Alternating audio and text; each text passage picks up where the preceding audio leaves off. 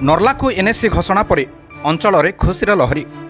स्वायत्त शासन दिवस अवसर में मुख्यमंत्री मोहन चरण माझी राज्य में 16टी नुआ एनएससी घोषणा करथिबा बेले 7टी नुआ म्युनिसिपालिटी गठन पर निर्देश देइछन्ति। 16टी नुआ एनएससी तालिकार कलाहांडी जिलार नर्ला और जयपाटना, बलांगीर जिलार लईसिंगा, बरगड़ जिलार सहेला, कटक जिलार बड़म्बा, नरसिंहपुर और सालेपुर, ढेंकानाल जिलार गदिया, गंजाम जिलार जगन्नाथ प्रसाद और पात्रपुर, जाजपुर जिलार चंडीखोल, खोर्धा जिलार टांगी, कोरापुट जिलार बोरीगुमा, मयूरभंज जिलार कप्तिपदा, जसीपुर और रसगोविंदपुर रही। तेबे नर्ला एनएससी घोषित होगा पर स्थानीय अंचल में खुशीर लहरी खेली जाइछि।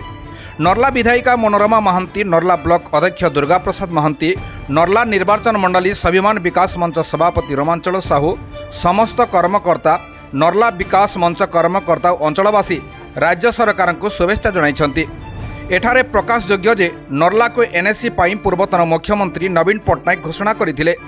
हेले नुआ बीजेपी सरकार पक्षरु प्रकाश पाइतिबा प्रथम पर्याय एनएससी तालिकारु नर्ला बाद पड़िथिला। फल एहाकु नहीं अंचलवासी मध्य तीव्र असंतोष देखा देथिला।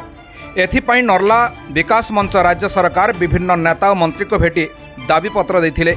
एपटे नर्ला निर्वाचन मंडली स्वाभिमान विकास मंच गत अगस्ट 25 तारिख में नर्ला और मोरामपुर को एनएससी मान्यता प्रदान दाबी नहीं विशाल शोभायात्रा कर मान्यवर मुख्यमंत्री को वीडियो जरिया दाबीपत्र देथिले।